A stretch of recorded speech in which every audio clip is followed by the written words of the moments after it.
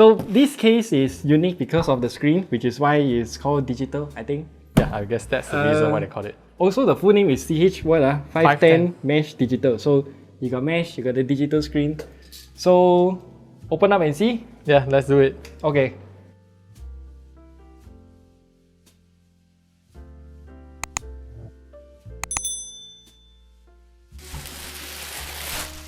Firstly, I really like the geometry of this case. For some reason, at the top here though, this is where I saw it just now and I want to comment it quickly. The I/O ports is placed in a unconventional position. I think many of the modern cases, they start to take this design route. Kind of prefer it to be on the front panel though, but that's where the display is, and as you can see here, this little outline, grey outline is where the display is. It's a square. We'll get back into that later when we power it up. Front panel is mesh, yes, correct. So that is where the name mesh comes from. Do you want to start dismantling now or wait for later? Yeah, let's start dismantling the parts. Okay, dismantling, this one should be straightforward. I wonder how the screen is connected. Okay, we got one really long cable. Have to be careful though. Don't have to, because they have a spacer here.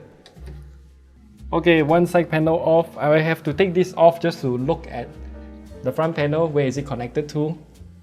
It's an entire bundle here. I suppose it's a USB 2.0 cable. Is it? I suppose to be. Should because be, usually these kind of accessories should work with USB. Yes, protocol. should be. Okay, so accessories pack, we have the user guide, a lot of zip ties, and then a bunch of screws. Bunch of screws. All the screws are in one big packet, so do keep that in mind as well. And yes, it is indeed using USB 2.0 internal header. So we'll just track this through, and then we'll take a look at the front panel first.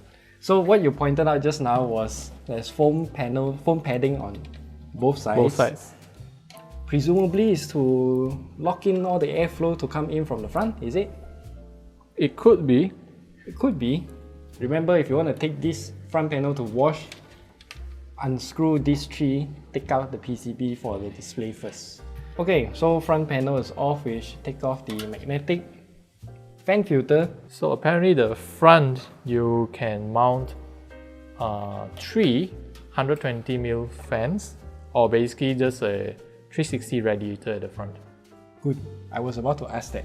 So really big rails, again nothing much to talk about, because this is real good in terms of airflow. Unrestricted airflow from there. Yeah, so since it is called the mesh version, they really do go all out with mesh for the front panel. So the side here is still covered in glass.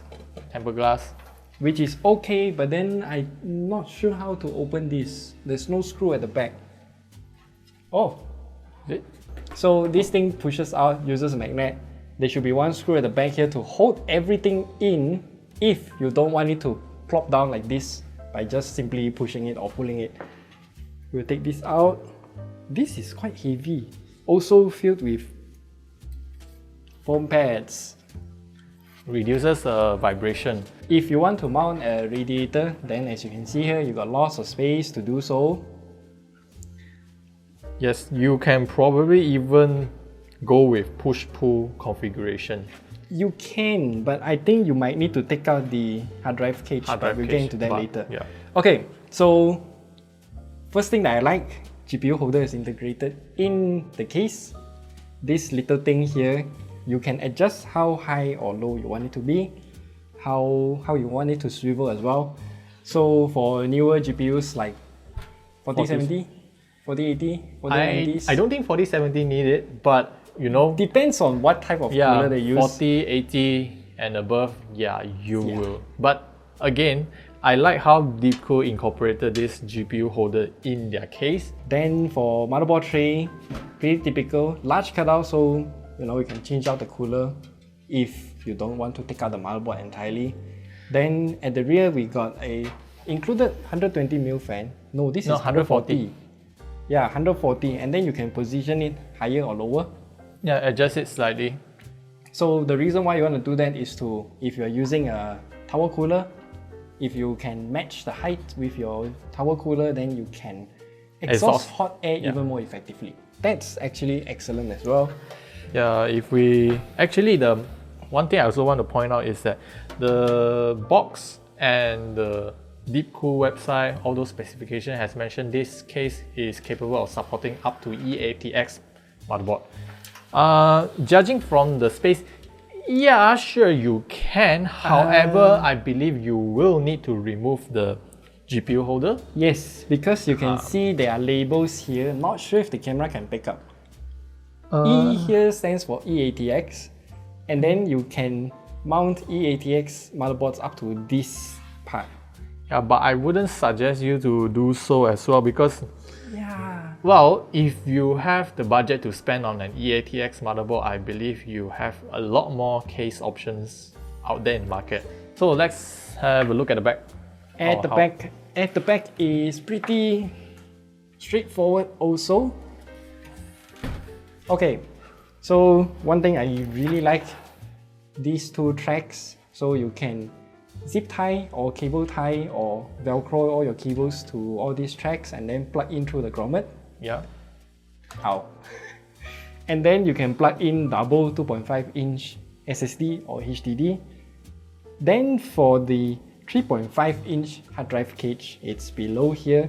You only have two, so you plug in one inside the cage and then one stack on top. But I presume it's the same as before. You can take out the entire thing if you want to. You can actually relocate it slightly to the front. Yeah, double screws take out from the bottom, then you can push it to the front here or the back here. And show the bottom. Wow.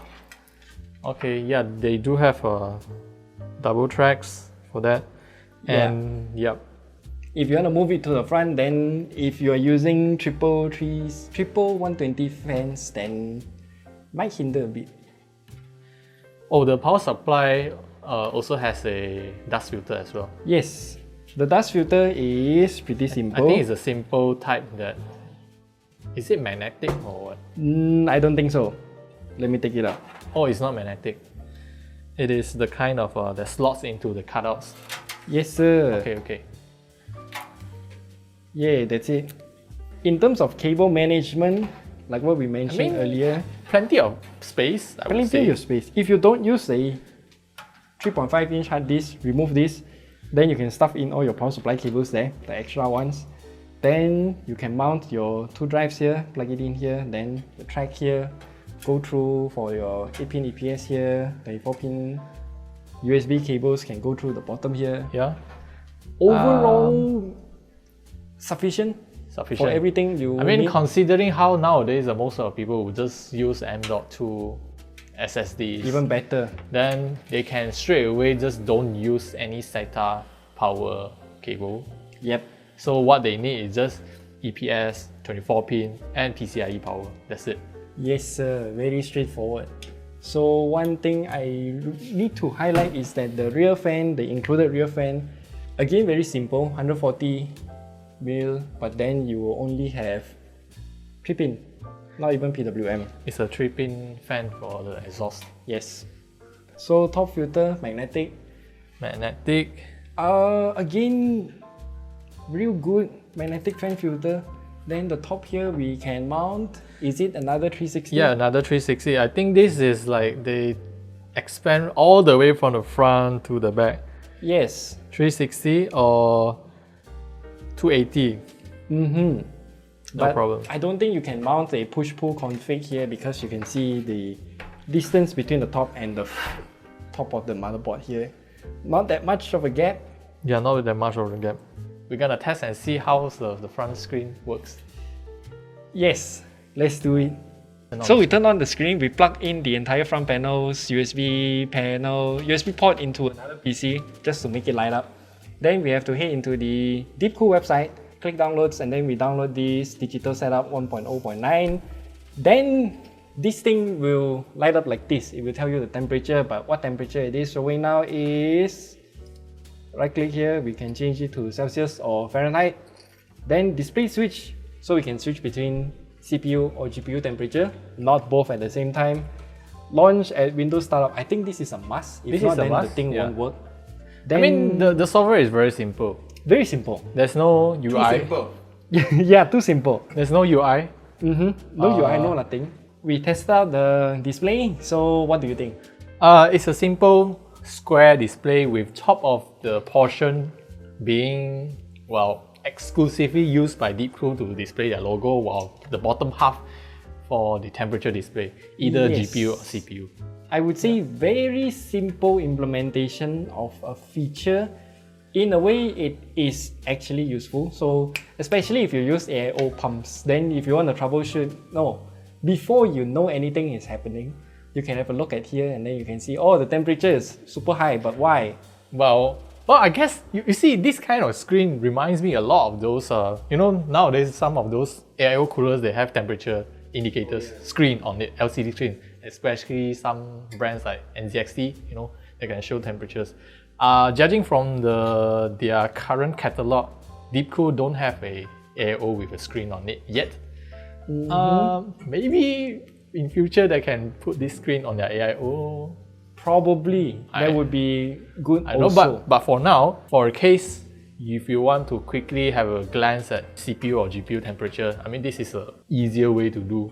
Yeah. Apart from you DIY, purchase a third-party screen and then you custom wire it in. What's the price? Okay, so the price is 359 SRP. Oh, so you might get lower price from dealers if you build a PC in bundle with some PC shops. They might give you discount. so what you think? 359 RRP. 359 RRP, mesh focus, airflow focus case with plenty of fan mounting option, 360 front and top. Yeah, I guess the price makes sense for it, especially with that GPU stand or GPU support thing. I mean, before I forget, there's one thing about the GPU support mounting. You can actually move it to the front also, in case your GPU is longer. No, there's a second railing. What? Second rail at the front there. See? Oh. Yes, correct. That means you just unscrew it, move it to the front. Because nowadays some of the GPUs are damn long and they are super long, and then they have triple fans. You don't want that GPU support to get in the way, so you can move it to the front. So yeah, I guess that's a good consideration from DeepCool. Yeah, so overall I think this case very safe and also offers good features. A lot of features for the money. Yeah, good deal. job. So we have another video coming up soon where we build a PC using this case. And also an AIO by DeepCool. Yes. So stay tuned for that. Yeah. So that's it for today. I'll leave you links on where to buy down in the description. And we'll see you guys in the next video where we build this thing. Bye bye.